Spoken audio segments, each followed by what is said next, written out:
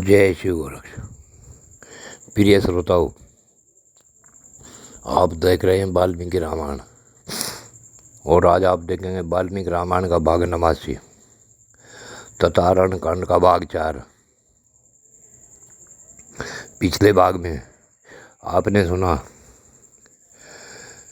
कि जटायु श्री राम से मिले और आनंद से पंचवटी में श्री राम कुटिया बनाकर रहने लगे।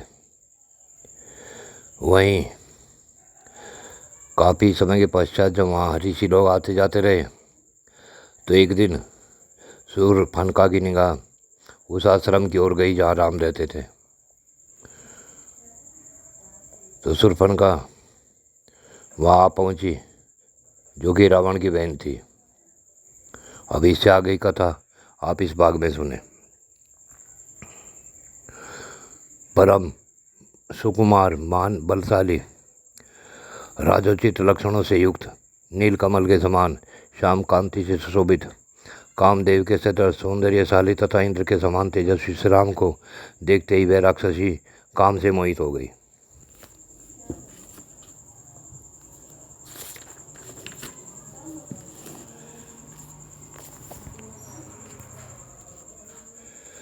तथा मनोहर सुंदर रूप बनाकर श्री राम के पास आई और बोली, तपस्वी के वेश में मस्तक पर जटा धारण किए, साथ में स्त्री को लिए और हाथ में धनुष बाण ग्रहण किए, इस राक्षसों के देश में तुम कैसे चले आए? यहाँ तुम्हारे आगमन का क्या प्रयोजन है? राक्षसी शूर्पणखा के इस प्रकार पूछने पर शत्रुओं को संताप देने वाले रामचंद्र जी ने अपने सरल स्वभाव के कारण सब कुछ बताना आरंभ किया। हे देवी, दशरथ नाम के प्रसिद्ध एक चक्रवर्ती राजा हो गए हैं, जो देवताओं के समान पराक्रमी थे। मैं उन्हीं का ज्येष्ठ पुत्र हूँ और लोगों में राम नाम से विख्यात हूँ। ये मेरे छोटे भाई लक्ष्मण हैं, जो सदा मेरी आज्ञा के अधीन रहते हैं, और ये मेरी पत्नी है, जो विदेहराज जनक की पुत्री तथा सीता नाम से प्रसिद्ध है। अपने पिता महाराज दशरथ और माता कैकेयी की आज्ञा से प्रेरित होकर मैं धर्म पालन की इच्छा रखकर धर्म रक्षा के ही उद्देश्य से इस वन में निवास करने के लिए आया हूँ। अब मैं तुम्हारा परिचय प्राप्त करना चाहता हूँ। तुम किसकी पुत्री हो, तुम्हारा नाम क्या है और तुम किसकी पत्नी हो? तुम्हारे अंग इतने मनोहर हैं कि तुम मुझे इच्छानुसार रूप धारण करने वाली कोई राक्षसी दिखाई दे रही हो। यहाँ किस लिए तुम आई हो, यह ठीक ठीक बताओ। रामचंद्र जी की यह बात सुन वह राक्षसी काम से पीड़ित होकर बोली, श्री राम, मैं सब कुछ ठीक ठीक बता रही हूँ, तुम मेरी बात सुनो। मेरा नाम शूर्पणखा है और मैं इच्छानुसार रूप धारण करने वाली राक्षसी हूँ। इस वन में अकेली विचरती हूँ। मेरे भाई का नाम रावण है, संभव है उसका नाम तुम्हारे कानों तक पहुँचा हो, तुम्हारे सुनने में आया होगा। मेरा दूसरा भाई महाबली कुंभकर्ण है, जिसकी निद्रा सदा ही बड़ी रहती है। मेरे तीसरे भाई का नाम विभीषण है, परंतु वह धर्मात्मा है। राक्षसों के आचार विचार का वह कभी पालन नहीं करता। श्री राम, बल और पराक्रम में मैं अपने उन सभी भाइयों से बढ़कर हूँ। तुम्हारे प्रथम दर्शन से ही मेरा मन तुम में आसक्त हो गया है।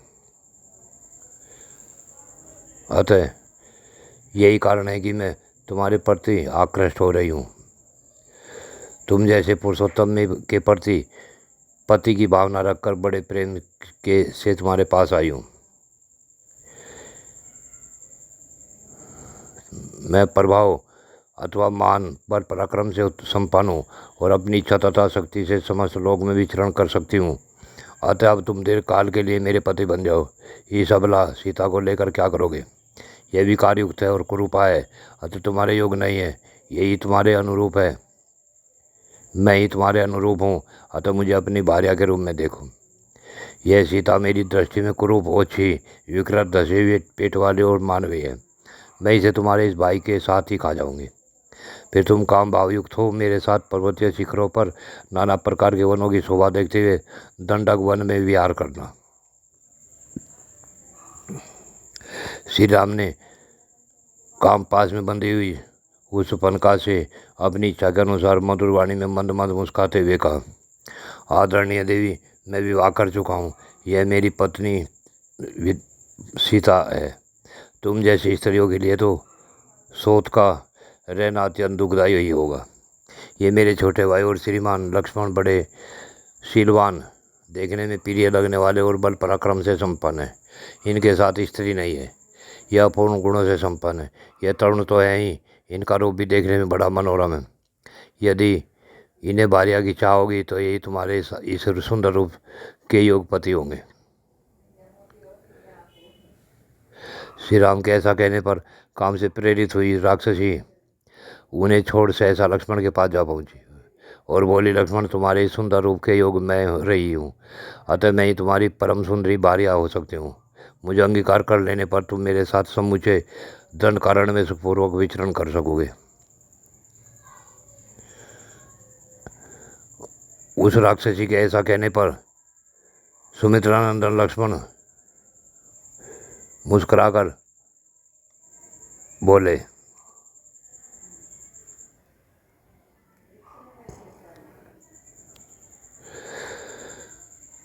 हे सुंदरी, मैं तो दास हूँ, अपने बड़े भाई भगवान श्री राम के अधीन हूँ। तुम मेरी स्त्री होकर दासी बनना क्यों चाहती हो? मेरे बड़े भैया संपूर्ण ऐश्वर्य सभी अभीष्ट वस्तुओं से संपन्न है।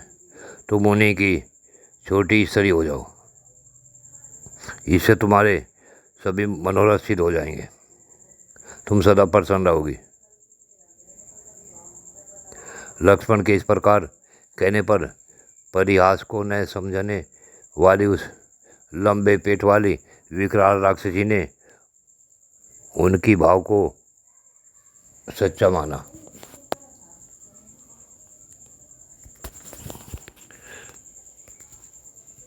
वह दोबारा श्री रामचंद्र जी के पास पहुंची और उसने श्री राम से प्रार्थना की, परंतु श्री राम ने एक पत्नी व्रत की बात जब शूर्पणखा को बताई तो शूर्पणखा को क्रोध आ गया।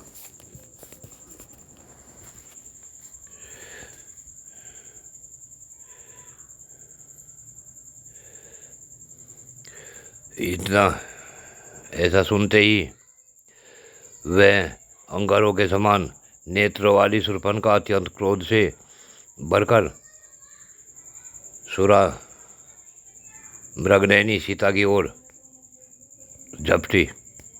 महाबली श्री राम ने मौत के फंदे की तरह आती उस राक्षसी को हुंकार से रोककर कुपित हो लक्ष्मण से कहा, हे सुमित्रानंदन, क्रूर कर्म करने वाले अनारियों से किसी प्रकार का प्रयास भी नहीं करना चाहिए। देखो न, इस समय सीता के प्राण किसी प्रकार बड़ी मुश्किल से बचे हैं। श्री राम जी से इस प्रकार आवेश देने पर क्रोध में भरे हुए मारथी लक्ष्मण ने उनके देखते देखते म्यान से तलवार खींच ली और शूर्पणखा के नाक कान काट लिए। नाक और कान कट जाने पर भयंकर राक्षसी शूर्पणखा बड़े जोर से चिल्लाकर जैसे आई थी उसी तरह वन में भाग गई। खून से भीगी हुई वह माँ भयंकर एवं विकराल रूप वाली पिशाचिनी नाना प्रकार के स्वरों से जोर जोर से चीख कर कहने लगी,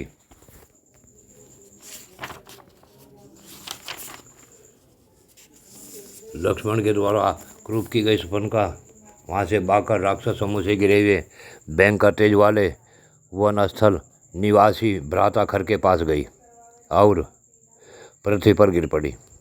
खर की वह बहन रक्त से नहा गई थी और भय तथा मोह से अचेत सी हो रही थी। उसने वन में सीता और लक्ष्मण के साथ रामचंद्र जी के आने और अपने क्रूप किए जाने का सारा वृत्तांत खर से कह सुनाया।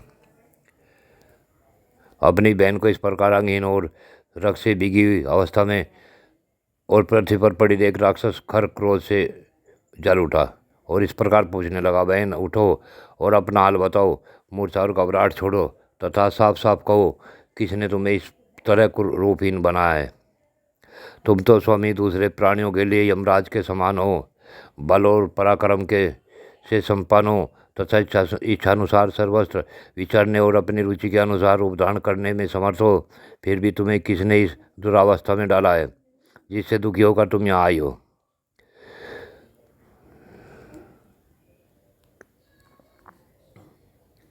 इस प्रकार वह खर बोला, कि मैं महासमर में खींच लूँ, उस दीन अपराधी को देवता, गंधर्व, पिशाच और राक्षस भी नहीं बचा सकते। धीरे धीरे उसमें आकर तुम मुझे उसका नाम बताओ, जिस उद्दंड ने वन में तुम पर बलपूर्वक आक्रमण करके तुम्हें परास्त किया है। क्रोध में भरे हुए भाई खर का यह वचन सुनकर सुपनका नेत्रों से आंसू बहाती हुई इस प्रकार बोली, भैया वन में 2 तरुण पुरुष आए हैं, जो देखने में बड़े ही सुकुमार, रूपवान और महान बलवान हैं। दोनों ही राजा दशरथ के पुत्र और आपस में भाई भाई हैं। उनके नाम राम और लक्ष्मण हैं। वे दोनों भाई देवता अथवा दानव हैं, यह मैं अनुमान से भी नहीं जान सकी। इन दोनों के बीच में एक तरुण अवस्था वाली रूपवती स्त्री भी वहाँ देखी है, जिसके शरीर का मध्य भाग बड़ा ही सुंदर है। उसी स्त्री के ही कारण उन दोनों ने मिलकर मेरी एक अनाथ और कुटला स्त्री की भांति ऐसी दुर्गति की है।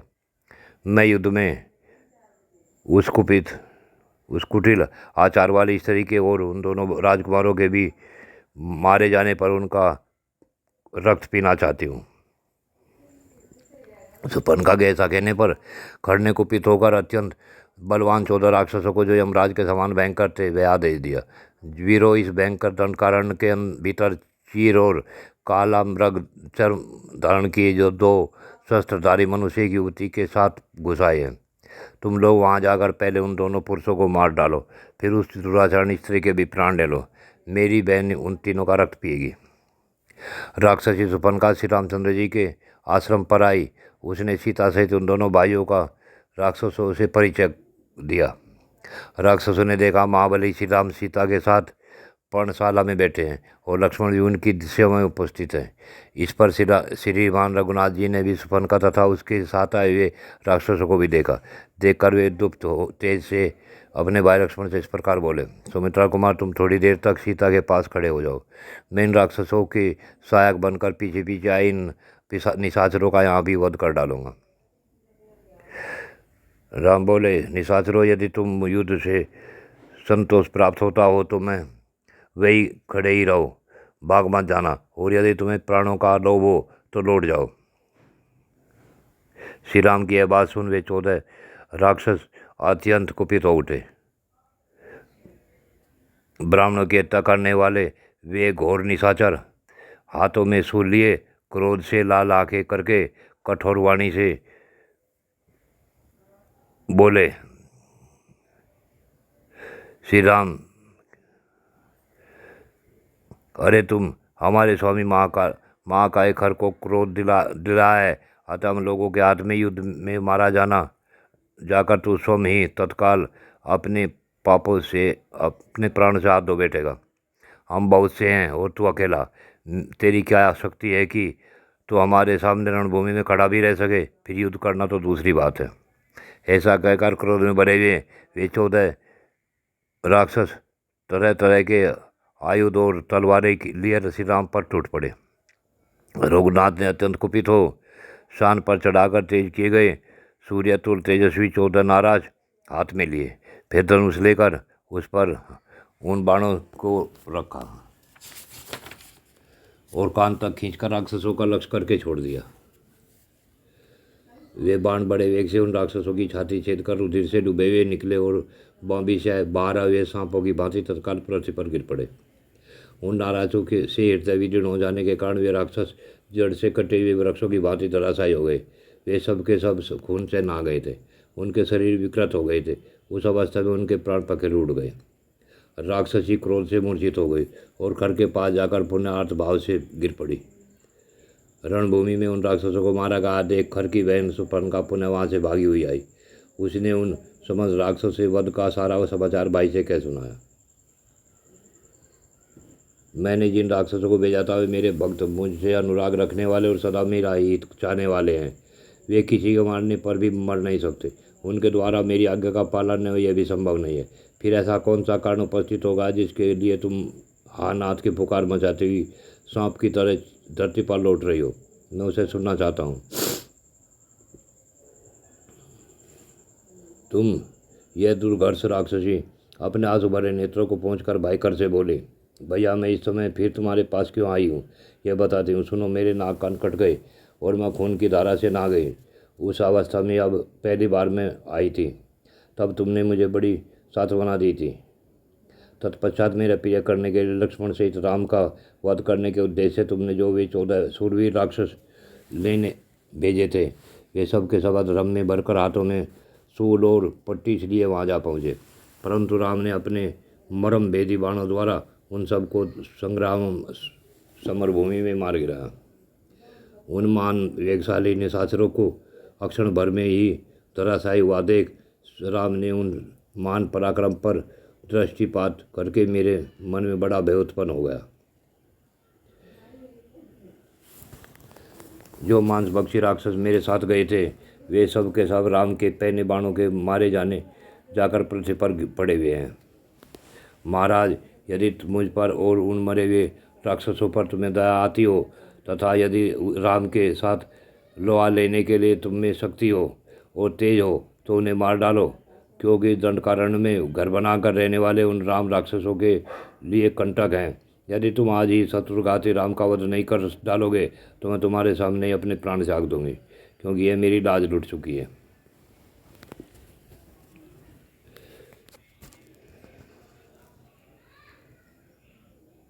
सुबन का द्वारा इस प्रकार तिरस्कारात होकर सूरवीर खर ने राक्षसों के बीच अत्यंत कठोर वाणी में कहा, बहन, तुम्हारे अपमान के कारण मुझे वे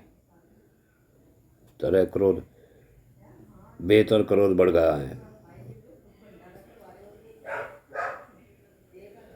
मैं पराक्रम की दृष्टि से राम को कुछ भी नहीं गिनता, क्योंकि उस मनुष्य का जीवन अब अक्षीण हो चुका है।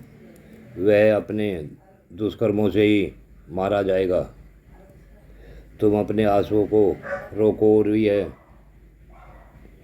घबराहट छोड़ो। मैं भाई सहित राम को अभी यमलोक पहुंचा देता हूँ। उस खर ने उस समय अपने सेनापति दूषण से कहा,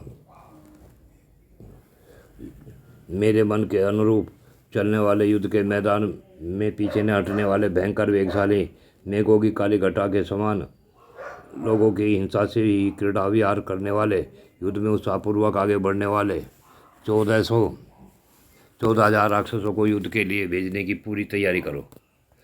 सेनापति, तुम शीघ्र ही मेरा रथ भी वहाँ मंगवा लो। उस पर बहुत से धनुष, बाण, विचित्र विचित्र खड़ग और नाना प्रकार की तीखी शक्तियों को भी रख दो।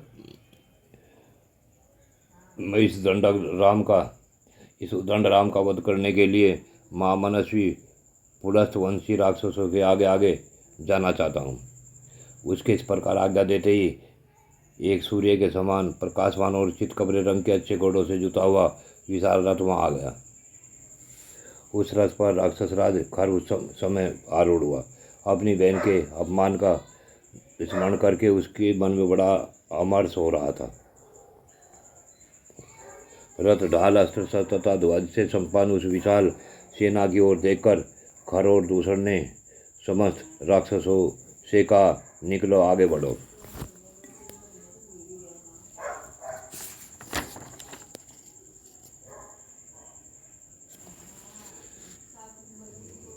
उसके आग्ने पर शत्रुघाती खर का रथ शीघ्र ही अपने घर सबसे संपूर्ण दिशाओं तथा उप दिशाओं को प्रतिगणित करने लगा। तदंतर खर के रथ की स्वर्णमय दंडवाणी ऊंची ध्वज पर एक विशालकाय गिद्ध आकर बैठ गया, जो देखने से बड़ा ही भयंकर था। कठोर स्वर वाले मांसभक्षी पशु और पक्षी जन स्थान के पास आकर विकृत स्वर में अनेक प्रकार के विकट शब्द बोलने लगे। उस सूर्य की प्रभा में प्रकाशित हुई दिशाओं में और जोर जोर से चित्कार करने वाले और मुंह से आग उगलने वाले भयंकर गिद्धड़ राक्षसों के लिए मंगल जनक भैरवनाद करने लगे। भय की सूचना देने वाले सफ़ेद चील गिद्धड़ और गिद्ध खर के सामने चित्कार करने लगे। युद्ध में सदा अमंगल सूचित करने वाली और भय दिखाने वाली गिद्धड़ियाँ खर की सेना के सामने आकर आग उगलने वाले मुखों से घोर शब्द करने लगी।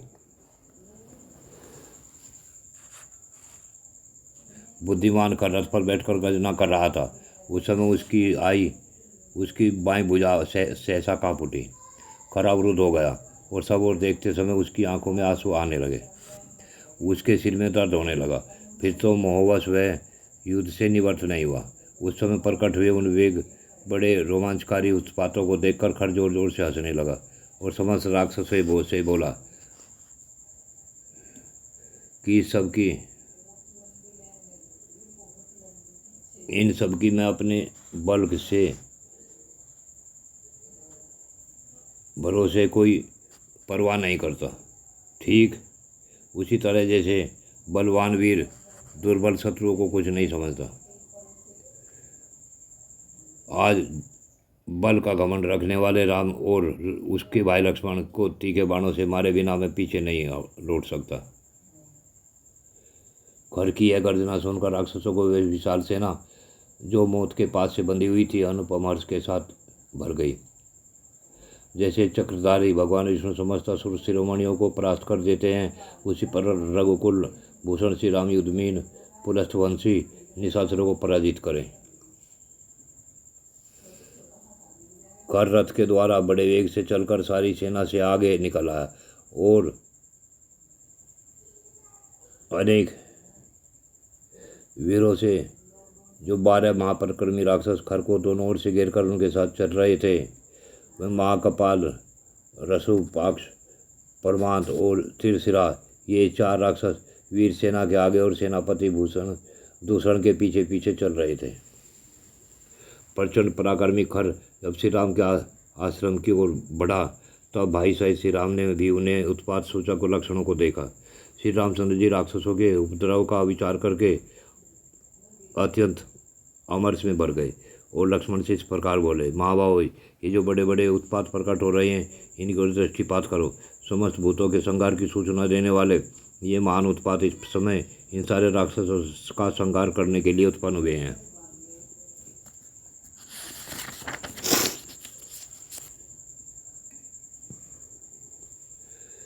मेरी यह दाहिनी भुजा बारंबार फटक कर इस बात की सूचना देती है कि कुछ ही देर में बहुत बड़ा युद्ध होगा। इसमें संशय नहीं है सूरवीर लक्ष्मण, परंतु निकट भविष्य में ही हमारी विजय और शत्रु की पराजय होगी, क्योंकि तुम्हारा मुख कांतिमान और प्रसन्न दिखाई दे रहा है। यह गरजते राक्षसों का यह घोर नाद सुनाई देता है तथा क्रूर कर्मा राक्षसों द्वारा बजाई गई भेरियों की यह महाभयंकर ध्वनि कानों में पड़ रही है।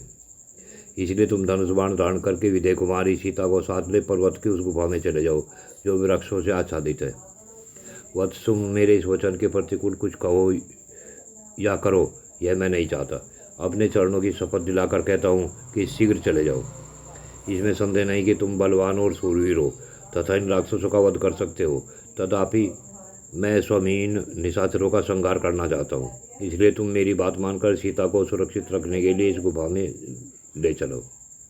श्री रामचंद्र जी के ऐसा कहने पर लक्ष्मण धनुष बाण ले सीता के साथ पर्वत की दुर्गम गुफा में चले गए।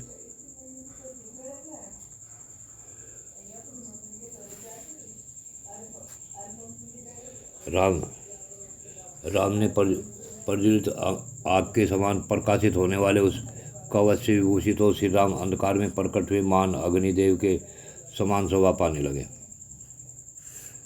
इसके सिवा जो तीनों लोकों में प्रसिद्ध ब्रह्म ऋषि, शिरोमणि, पुण्यकर्मा, महात्मा ऋषि, वे सभी वहाँ जुट गए और एक साथ खड़े हो परस्पर मिलकर यूँ कहने लगे कि गौ और ब्राह्मणों और समस्त लोगों का कल्याण हो। जैसे चक्रधारी भगवान विष्णु युद्ध में समस्त देव श्रेष्ठ असुरों को परास्त कर देते हैं, उसी प्रकार इस संग्राम में श्री रामचंद्र जी पुलस्तवंशी निशाचरों पर विजय प्राप्त करें।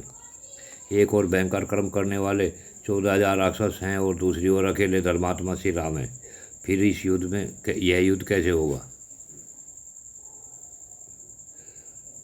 यह सेना बड़े वेग से श्री राम की ओर चली। उसमें नाना प्रकार के आयुध धारण करने वाले सैनिक थे। वह समुद्र के समान गंभीर दिखाई देती थी। श्री रामचंद्र जी ने भी चारों ओर दृष्टिपात करके खर की सेना का निरीक्षण किया और वे युद्ध के लिए उनके सामने बढ़ गए। जैसे श्री रामचंद्र जी ने चारों ओर तेज से आपिष्ट हुए श्री राम को देखकर उनके देवता व्यथित हो उठे। उस समय रोष में भरे श्री राम का रूप दक्ष का विनाश करने के लिए उद्यत हुए पिनाकधारी महादेव की समान दिखाई देने लगा। प्रिय श्रोताओं, आज की कथा यहीं पूर्ण होती है। आगे की कथा अगले भाग में। जय शिव गोरक्ष।